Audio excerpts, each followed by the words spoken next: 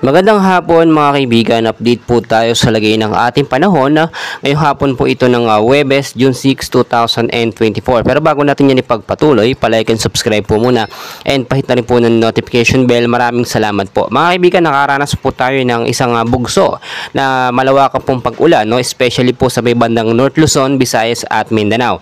Ang hypnosis po natin dahil dyan ay ito pong tinatawag pa rin po natin na hanging habagat or southwest monsoon po na siya nakaka-apekto po sa ilang bahagi po ng western section po ng Luzon at ng Visayas. Apektado pa rin po, no, mga kaibigan, makinig po kayong mabuti, ang ilang area po, no, sa Metro Manila, Ilocos Region, Cordillera, Administrative Region, Zambales, Bataan, Tarlac, Pampanga, Bulacan, Calabarzon, Mimaropa, Western Visayas, Zamboanga Peninsula, Basilan, Sulu at Tawi-Tawi. Makakaranas po ng malawakang pag-ulan, no, isolated light rains to heavy rainfall ngayong hapon po at posibleng umabot pa po yan hanggang sa gabi. So pinag-iingat po tayo sa posibleng pagbabaha doon sa mababang lugar at landslide naman po sa mga landslide prone area. Sa ilang bahagi naman ng ating bansa, ganun din po mga kaibigan ng mararanasan, no? Maulan po na panahon sa hapon at posibleng isolated light rains pagdating naman po sa gabi. Mga kaibigan, pangunahan ko na po kayo, asop na wala pa naman po tayong binabantayan na bagyo sa loob at labas ng Philippine Area of Responsibility.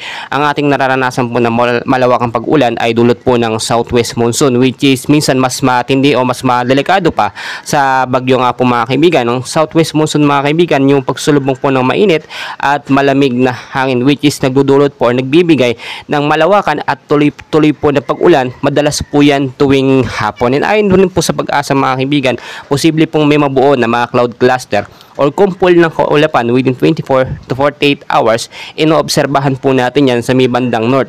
At dahil nga po nasa rainy season tayo, inaasahan po ang sunod-sunod na sama ng panahon. Kasama na po dyan ang pagpasok nga po ng isa hanggang 2 bagyo bago po matapos ang buwan ng Hunyo. Kung titignan po ninyo mga kaibigan, no, nakaranas din tayo ng mainit na panahon kaninang umaga sa Pilipinang lugar po dito sa Metro Manila. Pero pagdating ng tanghali hanggang sa hapon ay unti-unti na po nag-slow down. At ito, nagkaroon na nga po ng malawakang pag-ulan at ngayon po sa hapon hanggang sa gabi maging handa po tayo.